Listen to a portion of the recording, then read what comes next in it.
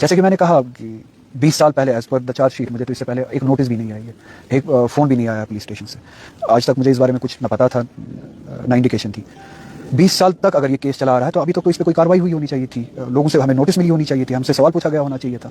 20 साल के बाद एज यू नो कि ये सारा माहौल जो है इंटिमिडेशन का, कि लोगों को डराया जाए, कुछ ऐसी हरकतें की जाए कि उनको केसेस में फंसाया जाए, एनआईए के जरिए, ईडी के जरिए, इस तरह एसीबी के जरिए, इस तरह के केसेस के जरिए उनको खामोश किया जाए। शायद मैं कुछ ऐसी बातें करता हूँ जो अरबाब इक़्तिदार को, जो पावर में है इस वक्त, उनको पसंद नहीं आती है, जो उनको चुभती है, और जिससे शायद हकीकत की रिप्रेजेंटेशन होती है, हक की रिप्रेजेंटेशन होती है, वो चाहते हैं इन बातों को दबाए। तो उसी चीज़ के लिए शायद वो समझते हैं कि जैसे दूसरों को ऐसे केसेस से दबाया जा सकता है, इस शख्स को भी दबाया जा सकता है, मगर ये उनकी गलतफहमी है।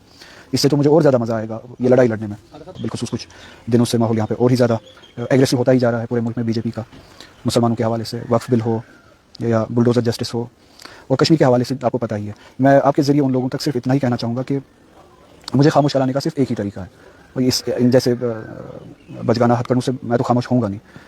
एक ही तरीका है, जम्मू कश्मीर के लोगों का हक जो है 370 वो वापस कीजिए। उस दिन के बाद मैं खामोश हो जाऊँगा। जो पूरे मुल्क में माइनॉरिटीज़ के साथ और मुसलमानों के साथ ज़्यादतियाँ हो रही है, वो ज़्यादतियाँ ख़त्म कीजिए, बंद कीजिए। उस दिन के बाद मैं खामोश हो जाऊँगा। जम्मू कश्मीर की रियासत ने जिस बुनियाद पर एक्सेशन किया है इस मुल्क के साथ, और एक्सेशन की जिन शराइत को आपने तोड़ा, उन शराइत को बहाल कीजिए। इस रियासत की डिग्निटी को, कॉन्स्टिट्यूशनल राइट्स को बहाल कीजिए। हमारी ऑटोनॉमी है, हमारी जो डिग्निटी है वो बहाल कीजिए। उस दिन के बाद मैं खामोश हो जाऊँगा। मुस्लिम राइट्स का ख्याल रखिए, उस दिन के बाद मैं खामोश हो जाऊँगा। माइनॉरिटी राइट्स को खामोश कीजिए, उनको बहाल कीजिए, उस दिन के बाद मैं खामोश हो जाऊँगा। इस तरह के हरकतें, बचगाना हरकतें आप करोगे, इसका उल्टा असर पड़ेगा। ये वक्फ बिल पे जो बातें हुई, वो तो हुई आपके सामने। पार्टी भी एक अपनी पिटीशन जो है दर्ज कर रहे हैं। ये भी कहता चलूँ कि मैंने भी अपनी पिटीशन ऑलरेडी तैयार की हुई थी एज एन इंडिविजुअल भी, अलॉन्ग विद पार्टी। होपफुली फिर वो मर्ज हो जाएगी सारी पिटीशन। वो पिटीशन हम दर्ज कर रहे हैं सुप्रीम कोर्ट में। जहाँ तक भी हो सके हम ये लड़ाई लड़ेंगे, और ये सिर्फ सुप्रीम कोर्ट और पार्लियामेंट की लड़ाई नहीं है, इसमें लोगों को इन्वॉल्व होना पड़ेगा तरीके से, पीसफुली, डेमोक्रेटिकली। हमें अपने हक के लिए लड़ना पड़ेगा। अब ये हमारे दीन पर बात आ चुकी है, हमारे मजहबी राइट जो है वो हमसे छीने गए, शुरुआत हो गई है।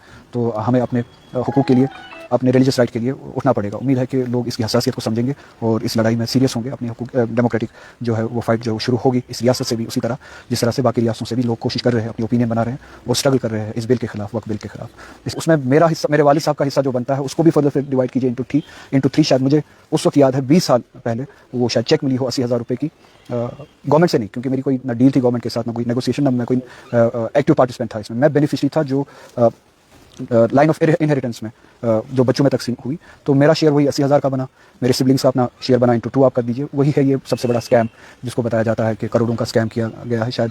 और इसमें यहाँ पे आने की जहमत उठाई, मैं आप सभी का शुक्रगुजार हूँ इस चीज़ के लिए। पहले कुछ बातें हैं जिनको यहाँ पे मैं एड्रेस करना चाहता हूँ। आज 13 अप्रैल है और वाइस रॉय शायद यहाँ पे 1 अप्रैल का जोक 13 अप्रैल को सुनाना चाहते हैं। 1 अप्रैल का जो वेस्टर्न वर्ल्ड में मारूफ है कि अप्रैल फूल बनाया जाता है, वही कोशिश यहाँ की एडमिनिस्ट्रेशन जो दिल्ली से कंट्रोल होती है, कोशिश कर रही है कि 13 अप्रैल को उस तरह का जोक बनाया जाए। मैं भी उनके इस इकदाम के बारे में थोड़ी सी बात करना चाहता हूँ, जिसके हवाले से कल से हवा बनाने की कोशिश की जा रही है कि एक बहुत बड़ा लैंड स्कैम हुआ है, और जिस लैंड स्कैम में मैं शामिल हूँ, मैंने कोई इसमें स्कैम किया हुआ है।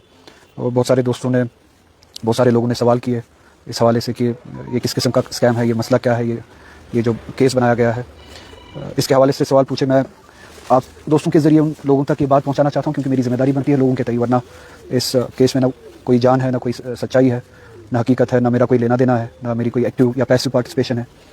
हमारे जो लोग हैं जिनका एक ट्रस्ट का रिश्ता बना है, और उस ट्रस्ट के हवाले से, उस एतमाद के हवाले से मेरी ज़िम्मेदारी बनती है कि लोगों के जहनों में अगर कुछ सवाल है, उन सवालों को क्लियर किया जाए।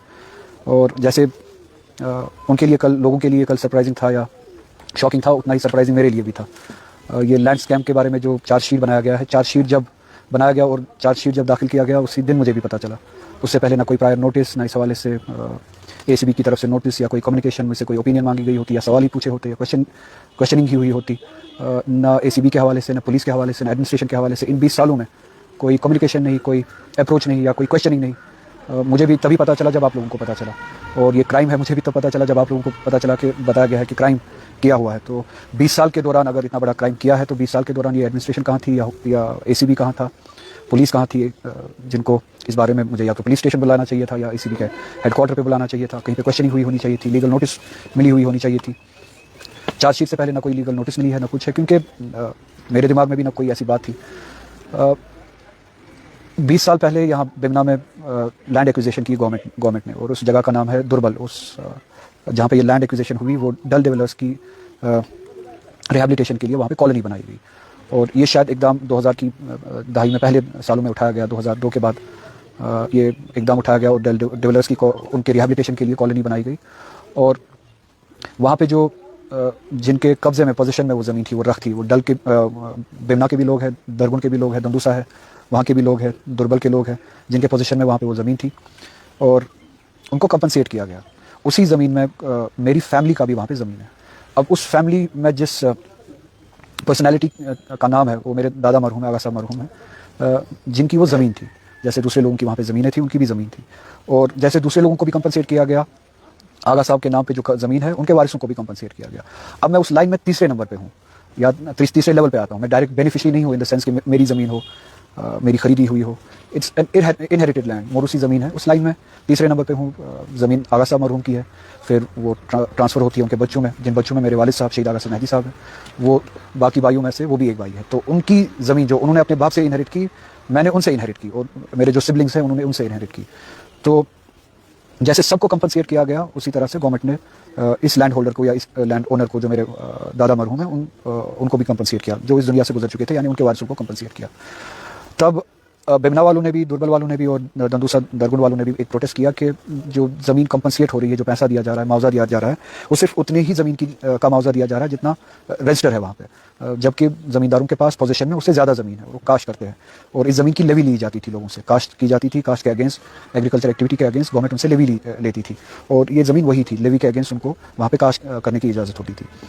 और वो एग्रीकल्चर एक्टिविटी के अगेंस्ट जो लेवी देते थे, ज़मींदारों ने लेवी जितने ज़मीन की दी थी वो पोजीशन से कम थी। तो इसी हवाले से उन्होंने फिर प्रोटेस्ट किया कि हमारे पोजीशन में ज़्यादा ज़मीन है, तो हमें पोजीशन के हवाले से कंपनसेट किया जाए। और इसमें ना मेरा रोल है, ना मेरे वालिद साहब का रोल है, ना मेरे ग्रैंडफादर का रोल है। तो गवर्नमेंट ने वो डिमांड उनकी सुनी, उस पर फैसला लिया कि जितना भी पोजीशन में है, सर्वे हुआ फिर से कि ज़मींदार के पास कितनी ज़मीन पोजीशन में है, उन ज़मींदारों को वो ज़मीन का कंपनसेशन दिया गया। आपने कैमराज उठा के जा सकते हैं, बेना में भी बेनिफिशरी है, दुर्बल दरगुन उस सारे एरिया में, दंदूसा में बेनिफिशरी है, जिन्होंने पोजीशन के हिसाब से अपनी डिमांड के मुताबिक पोजीशन के हिसाब से जितने ज़मीन पे वो एग्रीकल्चर एक्टिविटी करते थे, ज़मीनों का कंपनसेशन लिया। जब वो ऐड हुआ तो शायद जो ज़मीन जो रुकबा मेरे दादा मरहूम के नाम से था, उनको भी फिर पोजीशन के हवाले से कंपनसेट किया गया है। अब इस सारे प्रोसेस में मैं कहीं पे इन्वॉल्व नहीं हूँ, डायरेक्टली मैं कहीं पे इन्वॉल्व नहीं हूँ। एज आई सर, ये मेरी ज़मीन नहीं है, ये मीरास है जो मुझसे पहले वाली लेवल, जो मेरे ग्रैंडफादर के बच्चे हैं, मेरे चाचा है, मेरी फूफिया है, उनमें डिस्ट्रीब्यूट होती है। उन्हीं भाइयों में से मेरे वालिद साहब का जो हिस्सा है वो हम में डिस्ट्रीब्यूट होता है, यानी मेरे वालिद साहब के जो बच्चे हैं, हम 3 सिबलिंग्स, हम में डिस्ट्रीब्यूट होता है। और हमारी फैमिली में जहाँ पे जो रहता है, जहाँ पे हमने घर बनाया है, मेरे दादा मरहूम के बच्चों ने जहाँ पे घर बनाया है, इंक्लूडिंग माय फादर, जहाँ पे मैं यहाँ पे रहता हूँ, जितनी भी ज़मीन तकसीम हुई है अभी तक, वो सिर्फ उतनी ही हुई है जहाँ पे हमने घर बनाया है। इससे बाहर जितनी भी आगा साहब मरहूम की ज़मीनें थी, जो उनके बच्चों में तकसीम हुई होनी चाहिए थी, अभी भी तकसीम नहीं हुई है। वो उनके बड़े फर्जन के हाथ में है, वो सारा इंतजाम उसका करना, उसकी कमांड वगैरह नज़र गुजर रखना, उस हवाले से जितनी भी नेगोशिएशन जहाँ पे होती है, कहाँ पे नहीं होती है, वो सारा उनके हाथ में है। हमारे हाथ में सिर्फ उतनी ही ज़मीनें हैं जहाँ पे हम रहते हैं, जहाँ पे हमारे मकान बने हुए हैं। इससे बाहर हमारे दादा साहब मरहूम की जो ज़मीन है, उनका कस्टोडियन अभी भी उनका बड़ा फर्जंद है, मेरे चाचा है। तो ये नेगोशिएशंस उनके साथ हुई है, उनके ज़रिए हुई है, क्योंकि वही कस्टोडियन थे और अभी भी है, बाकी ज़मीनों के कस्टोडियन वही है। ना नेगोशिएशंस के बारे में हमें पता है, ना ज़मीन के मिकदार के बारे में हमें पता है। मैं 3rd जनरेशन से हूँ, मुझे इस बारे में कोई इल्म नहीं है, ना ज़मीन के मिकदार के बारे में, ना ज़मीन की कीमतों के बारे में, ना ज़मीन के पोजीशन के बारे में, ना ज़मीन की एक्टिविटी के बारे में। हमारे यहाँ अभी भी कन्फ्यूजन है कि कहाँ पे कौन सी ज़मीन है। तो जैसे हर घर में होता है, वो अभी डिस्ट्रीब्यूशन अभी पूरी नहीं हुई है। तो इसी तरीके से इस ज़मीन के बारे में भी हमें किसी को कुछ न पता है, ना मालूम है। जो भी नेगोशिएशन हुई है, उस कस्टोडियन के ज़रिए, मेरे दादा मरहूम के सबसे बड़े बच्चे के ज़रिए, फर्जन के ज़रिए, मेरे अंकल के ज़रिए हुई है। तो सुनने में ये आया, और चूँकि मैं उस दौरान MLA भी था, तो नॉलेज ये है मेरे पास कि कितना कंपनसेट किया गया पर कनाल, 40,000 रुपये पर कनाल का कंपनसेशन किया गया। और जो मेरे वालिद मेरे दादा मरहूम की ज़मीन थी, जो इन पोजीशन थी, जिस पे एग्रीकल्चर एक्टिविटी होती थी, वो 90 कनाल की थी। और चूँकि जो वहाँ पे काश्त करते थे, चूँकि ये खुद काश्त नहीं करते थे, इन्होंने काश्तकारों को ज़मीन दी थी, फिर उनको अपना हिस्सा देते थे, प्रोड्यूस में से 50-50 होता था। उन्होंने अपने काश्त के हिसाब से ज़मीन वहाँ पे रजिस्टर की थी, पोजीशन शायद उससे ज़्यादा था। तो जब सबको पोजीशन के हवाले से ही, पोजीशन की बुनियाद पे ही कंपनसेशन मिला, वही कंपनसेशन आगा साहब को भी मिलना चाहिए था पोजीशन के हवाले से। और जबकि हकीकत ये है कि अगर 90 कनाल वहाँ पे ज़मीन थी, पोजीशन या जो कंपनसेशन मिला है वो सिर्फ 40 या 60 कनाल का मिला है, या 50 कनाल, मुझे अभी भी क्लियर नहीं है। 90 कनाल, जो बाकी के 50 कनाल है, उनकी कंपनसेशन अभी भी नहीं मिली है। जो हम लैंड ओनर्स है वहाँ पे अभी भी नहीं मिली है, यानी पोजीशन से भी कम इस फैमिली को कंपनसेशन मिला है। और पर कनाल जो है वो 40,000 रुपये का कंपनसेशन मिला है, जो इस फैमिली को आगा साहब को कंपनसेशन मिला है, जैसे कि हर किसी को मिला वहाँ पे। वो शायद 40,000 आप मल्टीप्लाई कीजिए इंटू 40 कनाल्स, उनका कंपनसेशन मिला है। उसको फिर फर्दर डिवाइड कीजिए आप 11 बच्चों में, 11 बच्चों में, तो उसमें मेरा हिस्सा, मेरे वालिद साहब का हिस्सा जो बनता है उसको भी फर्दर फिर डिवाइड कीजिए इंटू 3। शायद मुझे उस वक्त याद है 20 साल पहले वो शायद चेक मिली हो 80,000 रुपये की, गवर्नमेंट से नहीं, क्योंकि मेरी कोई ना डील थी गवर्नमेंट के साथ, ना कोई नेगोशिएशन, ना मैं कोई एक्टिव पार्टिसिपेंट था इसमें। मैं बेनिफिशरी था जो लाइन ऑफ इनहेरिटेंस में जो बच्चों में तकसीम हुई, तो मेरा शेयर वही 80,000 का बना। मेरे सिबलिंग्स का अपना शेयर बना इंटू 2 आप कर दीजिए। वही है ये सबसे बड़ा स्कैम जिसको बताया जाता है कि करोड़ों का स्कैम किया गया है शायद।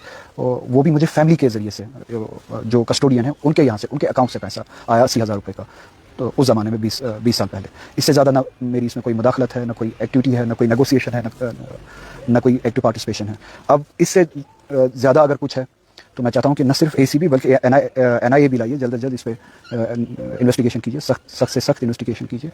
जिन्होंने भी इसमें खुदा न खासा कोई करप्शन किया हो, उन ऑफिसर्स को भी, उन लोगों को भी, उन बेनिफिशरीज को भी अगर कोई करप्शन हुआ है उनको आप मंजर आम पे लाइए, सख्ती से उनके खिलाफ काम कीजिए। और ये करोड़ों का, अरबों का जो ये स्कैम हुआ है इसको मंजर आम पे लाइए, इसके एक डिटेल्स भी मंजर आम पे लाइए। तो ये थी उस हवाले से बात। मैं ये जो आप दोस्तों को पता ही है कि माहौल कैसा है पिछले सालों से, बिलखुसूस कुछ दिनों से माहौल यहाँ पे और ही ज़्यादा एग्रेसिव होता ही जा रहा है पूरे मुल्क में। बीजेपी का मुसलमानों के हवाले से वक्फ बिल हो या बुलडोज़र जस्टिस हो, और कश्मीर के हवाले से आपको पता ही है। मैं आपके ज़रिए उन लोगों तक सिर्फ इतना ही कहना चाहूँगा कि मुझे खामोश कराने का सिर्फ एक ही तरीका है, और इन जैसे बचगाना हथकड़ों से मैं तो खामोश होऊंगा नहीं। एक ही तरीका है, जम्मू कश्मीर के लोगों का हक जो है 370 वो वापस कीजिए। उस दिन के बाद मैं खामोश हो जाऊँगा। जो पूरे मुल्क में माइनॉरिटीज़ के साथ और मुसलमानों के साथ ज़्यादतियाँ हो रही है, वो ज़्यादतियाँ ख़त्म कीजिए, बंद कीजिए। उस दिन के बाद मैं खामोश हो जाऊँगा। जम्मू कश्मीर की रियासत ने जिस बुनियाद पर एक्सेशन किया है इस मुल्क के साथ, और एक्सेशन के जिन शराइत को आपने तोड़ा, उन शराइत को बहाल कीजिए। इस रियासत की डिग्निटी को, कॉन्स्टिट्यूशनल राइट्स को बहाल कीजिए। हमारी ऑटोनॉमी है, हमारी जो डिग्निटी है वो बहाल कीजिए। उस दिन के बाद मैं खामोश हो जाऊँगा। मुस्लिम राइट्स का ख्याल रखिए, उस दिन के बाद मैं खामोश हो जाऊँगा। माइनॉरिटी राइट्स को खामोश कीजिए, उनको बहाल कीजिए, उस दिन के बाद मैं खामोश हो जाऊँगा। इस तरह के हरकतें, बचगाना हरकतें आप करोगे, इसका उल्टा असर पड़ेगा। और जिस दरगाह से मैं आता हूँ, मैं ये कहता चलूँ, वहाँ पे मुकावमत में, रेजिस्टेंस में तकलीफ़ें उठाना पिनकल होता है। वहाँ पे पिनकल है कि सर नेज़े पे चढ़ जाए। वहाँ पे इस दिन का इंतज़ार किया जाता है कि हक़ के लिए, सदाकत के लिए सर नेज़े पे भी चढ़ जाए। तो आप कुछ भी, ये तो मजाक है, आप कुछ भी इसके बाद ही बनाएं। मेरी ज़ात इन चीज़ों से खामोश हो नहीं सकती है, क्योंकि इस दरगाह में, जिस दरगाह से मैं सीख के आया हूँ, जिस दरगाह से मैं बिलोंग करता हूँ, वहाँ पे सर उठना नेज़े पे, सर हक़ के लिए पिनकल है, उरूज है, और हम इंतज़ार कर रहे होते हैं, हम तलाश कर रहे होते हैं उस दिन का। तो अज़ियतों के लिए मैंने खुद को आमादा किया है। ये इस तरह की हरकतें जो है मुझे खामोश नहीं कर सकती है। स्कैम के बारे में मैंने आपको कहा कि ये किस किस्म का स्कैम है। मैं आप सभी से गुजारिश करूँगा, आप बेमना में चले जाए।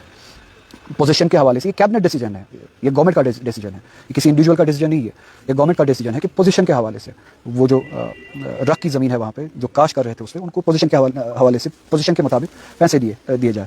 उसी हिसाब से मेरी फैमिली, मेरे दादा मरहूम की जो ज़मीन थी वहाँ पे, मेरी नहीं थी, इस फैमिली को भी अपने अपना हिस्सा दिया गया पोजीशन के हिसाब से, जिससे मेरा हिस्सा 80,000 रुपये का बनता था। अगर उसी 80,000 पे इनको लड़ाई लड़नी है या 1 लाख रुपये पे इनको लड़ाई लड़नी है, मैं लड़ाई लड़ने के लिए तैयार हूँ। आप जा सकते हैं वहाँ, सभी से पूछ सकते हैं कि कितने लोगों ने, हज़ारों लोगों ने, मेरा ख्याल है 5,000 कनाल जो है एज पर पोजीशन अभी तक वहाँ पे कंपनसेशन मिल चुका है, जबकि मिलना चाहिए था उससे ज़्यादा। तो ये इस मज़ाक के बारे में। हाँ, आपके ज़रिए मैं अपने बाकी फैमिली मेम्बर्स का, उनके लिए यही बात कहूँगा कि मैं माजरत खाऊँ कि मेरी वजह से आपको भी तकलीफ उठानी पड़ रही है। कस्टोडियन के अलावा बाकी फैमिलीज जिसके हाथ में ये सब कुछ है, जो ये कस्टोडियन है, उस एक के अलावा बाकी सभी फैमिली मेम्बर्स जो इसमें, जिनको खींचा गया या नाखासा तौर जो खींचे गए इसमें, अब केस इनको बनाना था कि बनाते कैसे, अब पता नहीं कहाँ से कौन सी चीज़ें उठा के, अब they also got dragged into this. It's a fight with me. I hope you understand. मैं अपनी फैमिली मेम्बर्स को ये कहता हूँ, ये मेरे साथ जो ये लड़ाई है, आप समझ सकते हैं कि उस लड़ाई का नतीजा है। उम्मीद है कि आप मुझे माफ़ करेंगे इसलिए कि आपको तकलीफ उठानी पड़ रही है, मगर साथ में ये भी उम्मीद है कि आप इस लड़ाई में इंशाल्लाह दूसरे लोगों की तरह भी, आम कश्मीरी की तरह भी मेरे साथ होंगे। ये इस स्कैम के हवाले से। दूसरा, ये वक्फ बिल पे जो बातें हुई, वो तो हुई आपके सामने। पार्टी भी एक अपनी पिटीशन जो है वो दर्ज कर रहे हैं। ये भी कहता चलूँ कि मैंने भी अपनी पिटीशन ऑलरेडी तैयार की हुई थी एज एन इंडिविजुअल भी, अलॉन्ग विद पार्टी। होपफुली फिर वो मर्ज हो जाएगी सारी पिटीशंस। वो पिटीशन हम दर्ज कर रहे हैं सुप्रीम कोर्ट में। जहाँ तक भी हो सके हम ये लड़ाई लड़ेंगे। और ये सिर्फ सुप्रीम कोर्ट और पार्लियामेंट की लड़ाई नहीं है, इसमें लोगों को इन्वॉल्व होना पड़ेगा तरीके से, पीसफुली, डेमोक्रेटिकली। हमें अपने हक़ के लिए लड़ना पड़ेगा। अब ये हमारे दीन पर बात आ चुकी है, हमारे मजहबी राइट जो है वो हमसे छीने गए, शुरुआत हो गई है। तो हमें अपने हुकूक के लिए अपने रिलीजियस राइट के लिए उठना पड़ेगा। उम्मीद है कि लोग इसकी हसासियत को समझेंगे और इस लड़ाई में सीरियस होंगे। अपनी डेमोक्रेटिक जो है वो फाइट जो शुरू होगी इस रियासत से भी उसी तरह जिस तरह से बाकी रियासतों से भी लोग कोशिश कर रहे हैं, अपनी ओपिनियन बना रहे हैं और स्ट्रगल कर रहे हैं इस बिल के खिलाफ, वक्फ बिल के खिलाफ। इसके बाद अगर आपका कोई सवाल है तो मैं वो सवाल ले सकता हूँ। साहब, आपको क्या लग रहा है क्यों ये जो पुराना इस तरह का केस है जो आप बता रहे हैं बेबुनियाद है, क्यों इस तरह की चीज़ें बाहर लाई जा रही है? सरकार के द्वारा क्या इंटरेस्ट हो सकता है? जैसे कि मैंने कहा कि 20 साल पहले एज पर द चार्जशीट मुझे तो इससे पहले एक नोटिस भी नहीं आई है, एक फ़ोन भी नहीं आया पुलिस स्टेशन से। आज तक मुझे इस बारे में कुछ न पता था, ना इंडिकेशन थी। 20 साल तक अगर ये केस चला आ रहा है तो अभी तक तो इस पर कोई कार्रवाई हुई होनी चाहिए थी, लोगों से हमें नोटिस मिली होनी चाहिए थी, हमसे सवाल पूछा गया होना चाहिए था।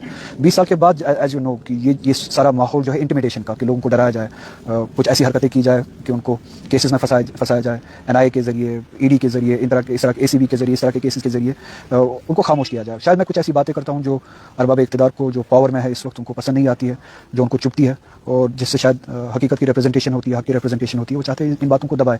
तो उसी चीज़ के लिए शायद वो समझते हैं कि जैसे दूसरों को ऐसे केसेस से दबाया जा सकता है, इस शख्स को भी दबाया जा सकता है, मगर ये उनकी गलतफहमी है।